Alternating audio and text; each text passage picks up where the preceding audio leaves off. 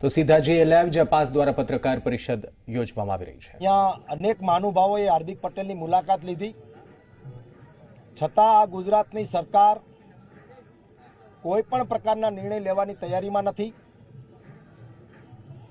સરકારના કાલે જે મિનિસ્ટર છે સૌરભભાઈ પટેલ, એમને રાજકીય રીતે આ આંદોલન પૂર્ણ કરાવશું એવી ગર્ભિત ધમકી પણ મીડિયાના માધ્યમથી આ ખેડૂત સમાજને અને આ પાટીદાર સમાજને, પાસ સમિતિને અને હાર્દિક પટેલને મોકલવાની કોશિશ પણ કરેલી મીડિયાના માધ્યમથી। આ ગર્ભિત ધમકીનો રિપ્લાય પણ હાર્દિક પટેલે આપેલો અને અમે પણ મીડિયાના માધ્યમથી એમને આપેલો, પરંતુ જે પ્રકારે કાલ બપોર પછી સરકારે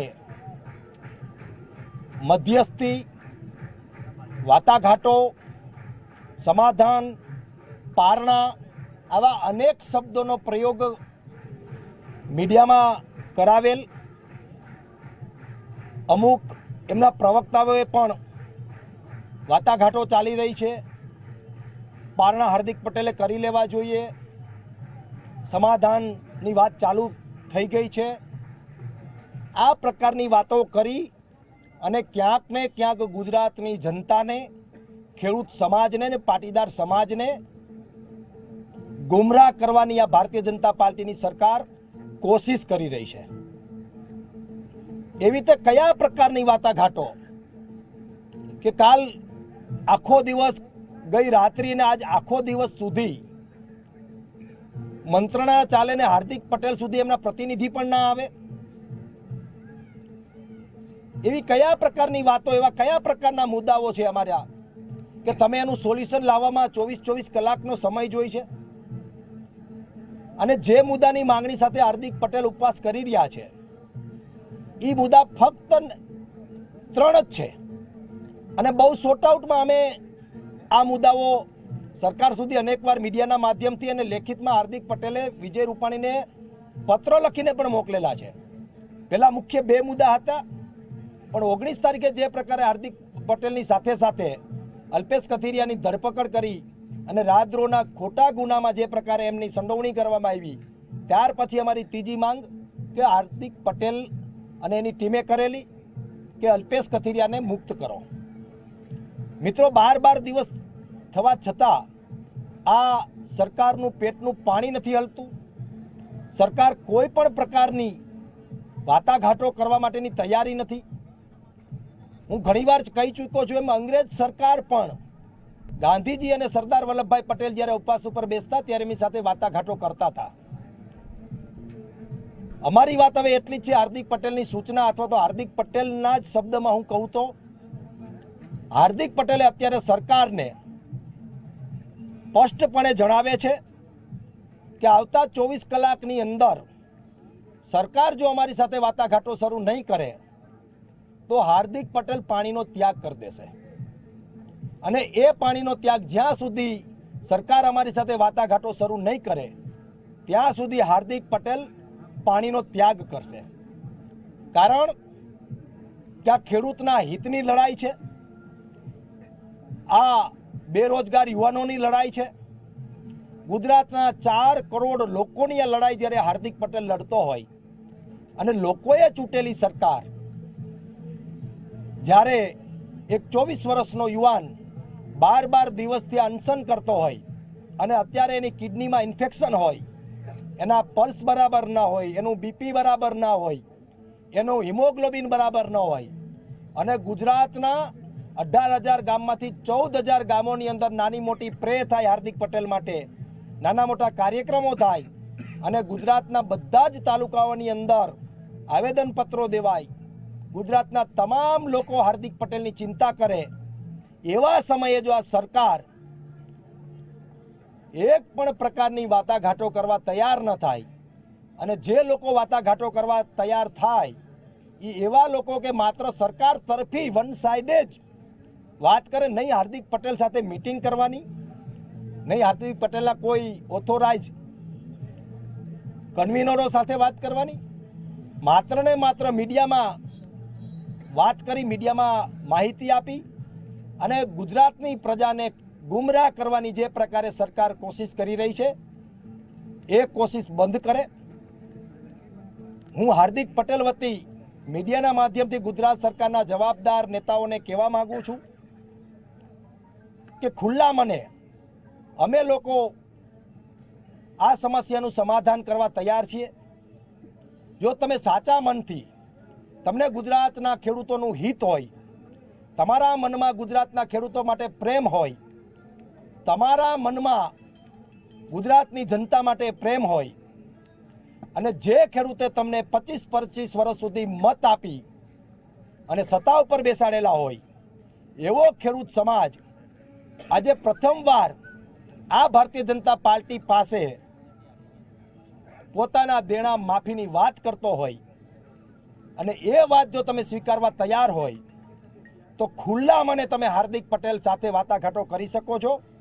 એ તમારા સરકારના મિનિસ્ટરો, મંત્રીઓ હોય કે અમારા સમાજના અગ્રણીઓ હોય, પણ અમારી સ્પષ્ટ વાત છે કે સીધી જ છાવણીમાં આવીને હાર્દિક પટેલ સાથે વાત કરે, નહીં પોતાની એસી ઓફિસમાં બેસીને કે નહીં સરકારની મિનિસ્ટ્રીની ઓફિસમાં બેસીને. જેમને પણ હાર્દિક પટેલ માટે હમદર્દ હોય એ આગળ આવી શકે છે અને હાર્દિક પટેલની જે માંગણી છે, અલ્પેશ કથિરિયાને મુક્ત કરો, ખેડૂતોનું દેવું માફ કરો અને પાટીદાર સમાજને બંધારણીય અનામત આપો. આ 3 મુદ્દા સિવાયની કોઈ જ વાત નહીં. આ 3 મુદ્દા ઉપર જેમને પણ વાટાઘાટો કરવી હોય એ વિના સંકોચે આ છાવણીમાં આવીને વાટાઘાટો કરી શકે છે. બીજી વાત, ગુજરાતના ડેપ્યુટી સીએમ એવું કહી રહ્યા છે કે ગુજરાતનો ખેડૂત સમૃદ્ધ છે, તો એનો અર્થ એવો થાય છે કે ગુજરાતના ખેડૂત ઉપર દેણું જ નથી. એકવાર ગુજરાત સરકાર અમને સાબિત કરી દે કે ગુજરાતનો ખેડૂત ખરેખર સુખી છે અને એના પર કોઈ જ દેણું નથી, તો પણ અમે આંદોલન સમિતિ લેવા તૈયાર છીએ.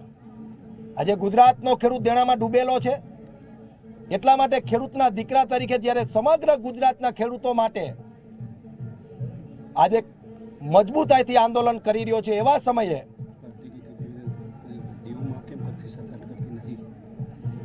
સમયે હાર્દિક પટેલની વાત નહીં સાંભળવી, સરમુખશાહી, હિટલરશાહી જેવું વર્તન કરવું અને જે પ્રકારે સરકાર સ્ટેન્ડ લઈ રહી છે એ સ્ટેન્ડ ક્યાંક ને ક્યાંક ખેડૂતના હિતમાં છે, બેરોજગારોના હિતમાં છે.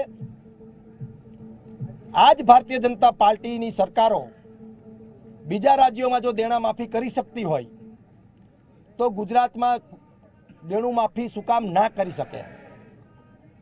કહેવાનો એટલો જ મતલબ છે કે 24 કલાકની અંદર જો આ સરકારે અમારી સાથે એટલે કે હાર્દિક પટેલ સાથે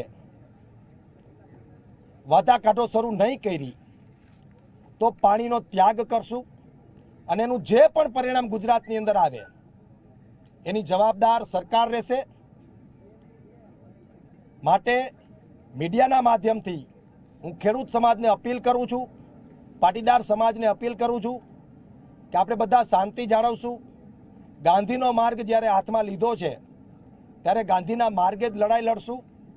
સમગ્ર તાલુકા જિલ્લાઓની અંદર રામધૂન અને પ્રતિક ઉપવાસ કરશું અને હાર્દિક પટેલને માં ઉમા ખોડલ શક્તિ આપે એવી પ્રાર્થના કરશું.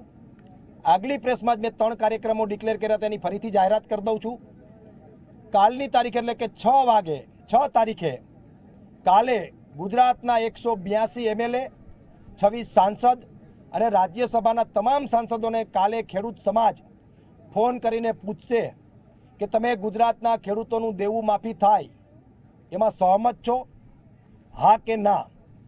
અને ત્યાર પછી એટલે કે 7 તારીખે આ તમામ ધારાસભ્યોને, સંસદ સભ્યોને ઓફિસે, ઘરે અથવા તો ગાંધીનગર એમના નિવાસ સ્થાને એક પત્ર લઈને અમારા મિત્રો અને ખેડૂત મિત્રો જશે કે તમે ખેડૂતના દેવા માફીમાં સહમત છો કે નહીં.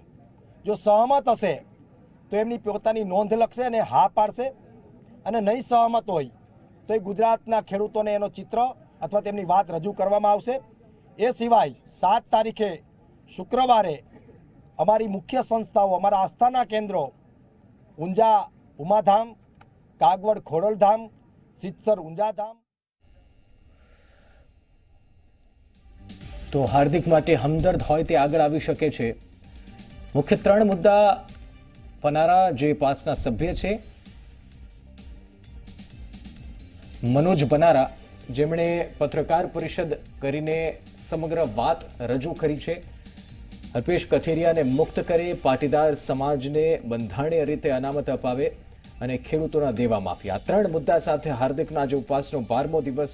ત્યારે વધુ એક પત્રકાર પરિષદમાં મનોજ પનારાએ પોતાની વાત રજૂ કરી છે. સાથોસાથ સૌરભ પટેલ પર ગર્ભિત ધમકી આપવાનો પણ આરોપ લગાવ્યો છે.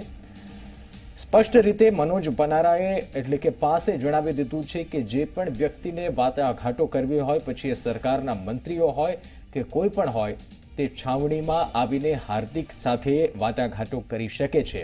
તેમણે અપીલ પણ કરી છે લોકોને કે તેઓ હાર્દિકના આ ઉપવાસ આંદોલનમાં જોડાય. જે કાર્યક્રમ આ પહેલાની પત્રકાર પરિષદમાં મનોજ પનારાએ જાહેર કર્યા હતા, ફરી તેમણે આ કાર્યક્રમો જાહેર કર્યા છે કે આવતીકાલે ખેડૂતો, ધારાસભ્યો, સાંસદ સભ્યોને ફોન કરીને ખેડૂતોના દેવા માફીમાં તેઓ સહમત છે કે કેમ તે અંગેનો સવાલ પૂછશે. ત્યારબાદ પત્ર લઈને તેમના નિવાસસ્થાને અથવા તો ઓફિસે પહોંચશે અને 7 તારીખે શુક્રવારે પણ એક કાર્યક્રમનું આયોજન કરવામાં આવ્યું છે. તો સમાધાનના નામે સમાજને ગેરમાર્ગે દોરવાની પણ વાત મનોજ પનારાએ કરી છે. કોઈ પણ પ્રકારની વાટાઘાટોની સરકારની તૈયારી નથી અને 12 દિવસ થયા છતાં કોઈ પણ સરકારી મંત્રી કે કોઈ પણ સરકારી અગ્રણીએ હાર્દિક સાથે અથવા તો પાસ સાથે કોઈ પણ પ્રકારની વાટાઘાટો ન કરી હોવાની વાત કરી છે.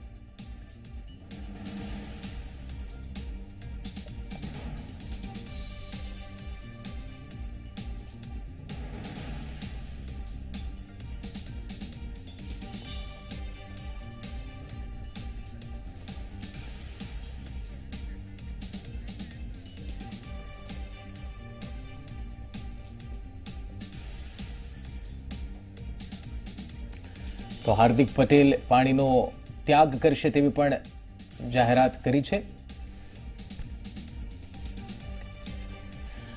જે કંઈ પરિણામ આવશે તેના માટે સરકાર જવાબદાર રહેશે તેવું મનોજ પનારાએ સ્પષ્ટપણે જણાવી દીધું છે. અને 24 કલાકમાં જો હાર્દિક સાથે વાટાઘાટો શરૂ નહીં થાય તો હાર્દિક પટેલ પાણીનો પણ ત્યાગ કરશે તેવી જાહેરાત મનોજ પનારાએ આજે પત્રકાર પરિષદના માધ્યમથી કરી દીધી છે. એટલે કે અલ્ટિમેટમ આપવામાં આવ્યું છે વાટાઘાટ માટે સરકારને કે 24 કલાકની અંદર વાટાઘાટની પ્રક્રિયા શરૂ કરવામાં આવે અને છાવણીમાં આવીને, ના કે કોઈ મંત્રાલયમાં, ના કે કોઈ બંધ જગ્યાએ, પરંતુ જ્યાં હાર્દિકની ઉપવાસ છાવણી છે ત્યાં જ આ વાટાઘાટ શરૂ કરવામાં આવે તેવી જાહેરાત કરી છે.